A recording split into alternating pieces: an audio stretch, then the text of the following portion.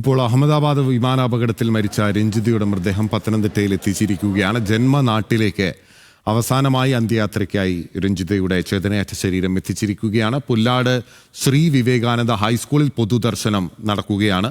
ആ ദൃശ്യങ്ങളാണ് പ്രേക്ഷകർ കാണുന്നത്.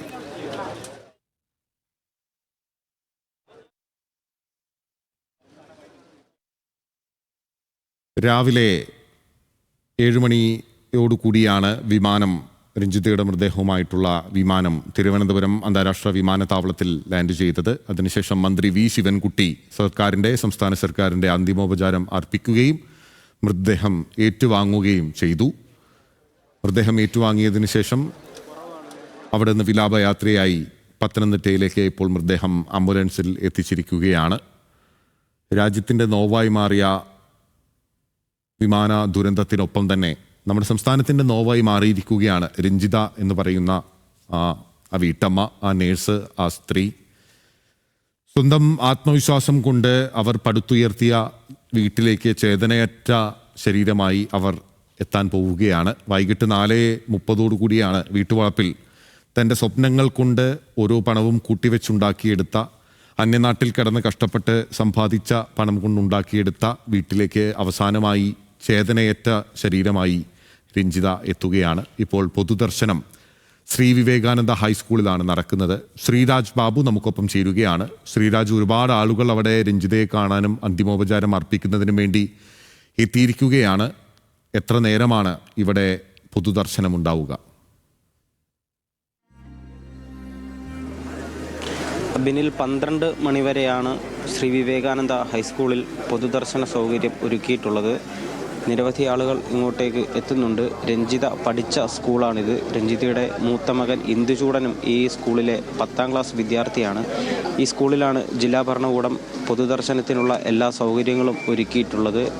ആളുകളെല്ലാം തന്നെ രഞ്ജിതയ്ക്ക് ഇവിടെ എത്തി അന്ത്യാഞ്ജലി അർപ്പിക്കണം എന്നാണ് വീട്ടുകാരടക്കം ആഗ്രഹിക്കുന്നത്. അങ്ങനെ വീട്ടിലേക്ക് എത്തുന്നതിനേക്കാൾ ഉപരി ഈ സ്കൂളിലേക്കെത്തി അന്ത്യാഞ്ജലി അർപ്പിക്കണമെന്ന ആവശ്യമായിരുന്നു ജില്ലാ ഭരണകൂടത്തോടും വീട്ടുകാർ ഒരുക്കിയത്. അതുകൊണ്ട് തന്നെ ഈ സ്കൂളിൽ പൊതുദർശനത്തിനുള്ള ക്രമീകരണങ്ങൾ ഇന്നലെ തന്നെ ജില്ലാ ഭരണകൂടം അതുപോലെ തന്നെ സ്കൂൾ അധികൃതരും ഒരുക്കിയിട്ടുണ്ടായിരുന്നു. രാവിലെ മുതൽ തന്നെ നിരവധി ആളുകൾ ഇങ്ങോട്ടേക്ക് എത്തുന്നുണ്ട്. അല്പസമയം മുൻപാണ് മൃതദേഹം ഇവിടേക്ക് എത്തിച്ചത്. രാവിലെ തിരുവനന്തപുരം വിമാനത്താവളത്തിൽ എത്തിച്ച ശേഷം വിലാപയാത്രയായി സ്കൂളിലേക്ക് അല്പസമയം മുൻപ് മൃതദേഹം എത്തിക്കുകയായിരുന്നു. എന്തായാലും നിരവധി ആളുകൾ, സ്കൂളിലെ അധ്യാപകരും വിദ്യാർത്ഥികളുമടക്കം നിരവധി ആളുകൾ ഇപ്പോൾ മൃതദേഹത്തിന് അരികെ അന്ത്യാഞ്ജലി അർപ്പിക്കാനായി എത്തിച്ചേർന്നിട്ടുണ്ട്. ഏറ്റവും ദുഃഖകരമായ കാര്യം, പണി തീർന്നുകൊണ്ടിരിക്കുന്ന രഞ്ജിതയുടെ വീട്ടിലേക്ക് ചേതനയേറ്റ ശരീരവുമായാണ് രഞ്ജിത എത്തുന്നത്.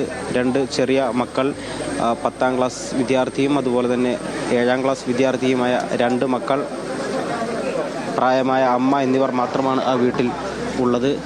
അതുകൊണ്ട് തന്നെ ആ വീട്ടിലേക്ക് കൂടുതൽ ആളുകൾ എത്തരുത് എന്ന ഒരു ആവശ്യമായിരുന്നു ജില്ലാ ഭരണകൂടത്തോടക്കം കുടുംബാംഗങ്ങൾ അത്തരത്തിലുള്ളൊരു ആവശ്യമായിരുന്നു പറഞ്ഞത്. അതുകൊണ്ട് തന്നെ എല്ലാ ക്രമീകരണങ്ങളും ഇന്നലെ തൊട്ട് ഈ സ്കൂളിൽ ഒരുക്കിയിട്ടുണ്ട് ജില്ലാ ഭരണകൂടം. ഇവിടേക്ക് നിരവധി ആളുകൾ ഇപ്പോൾ എത്തിക്കൊണ്ടിരിക്കുന്നു. അവസാനമായി രഞ്ജിതയ്ക്ക് അന്ത്യാഞ്ജലി അർപ്പിക്കാൻ ആയിട്ട് സ്കൂളിലെ അധ്യാപകർ, വിദ്യാർത്ഥികൾ, ഈ മൂത്ത മകൻ ഞാൻ നേരത്തെ സൂചിപ്പിച്ചതുപോലെ ഈ സ്കൂളിലാണ് പഠിച്ചിരുന്നത്. അതുകൊണ്ട് തന്നെ സ്കൂളിലെ വിദ്യാർത്ഥികൾ അടക്കം ഇവിടെ എത്തിച്ചേർന്നിട്ടുണ്ട്. അതുപോലെ തന്നെ നിരവധി നാട്ടുകാർ ഇവിടേക്ക് എത്തിയിട്ടുണ്ട്. 10 ദിവസത്തിന് ശേഷം മാത്രമായിരുന്നു രഞ്ജിതയുടെ DNA ഫലം പുറത്തു വന്നത്. ആദ്യഘട്ടത്തിലുണ്ടായ പരിശോധനകളിലൊന്നും തന്നെ ഫലം അറിയാൻ സാധിച്ചിരുന്നില്ല. തുടർന്ന് 10 ദിവസത്തിന് ശേഷം മാത്രമാണ് ഇപ്പോൾ DNA ഫലം പുറത്ത് വന്നത്. അതുകൊണ്ട് തന്നെ അത്രത്തോളം താമസിച്ചു ഇങ്ങോട്ടേക്ക് രഞ്ജിതയുടെ മൃതദേഹം എത്തിക്കുന്നതിന് വേണ്ടിയിട്ട്. ആളുകളെല്ലാം തന്നെ നിരവധി ആളുകൾ ഇങ്ങോട്ടേക്ക് എത്തിക്കൊണ്ടിരിക്കുന്നുണ്ട്. വീട്ടിലേക്ക് പോകുന്നതിനുപരി ഈ സ്കൂളിലെത്തി അന്ത്യാഞ്ജലി അർപ്പിക്കണമെന്നായിരുന്നു പൊതുവെ ജില്ലാ ഭരണകൂടമടക്കം എല്ലാവർക്കും നൽകിയ നിർദ്ദേശം. അതുകൊണ്ട്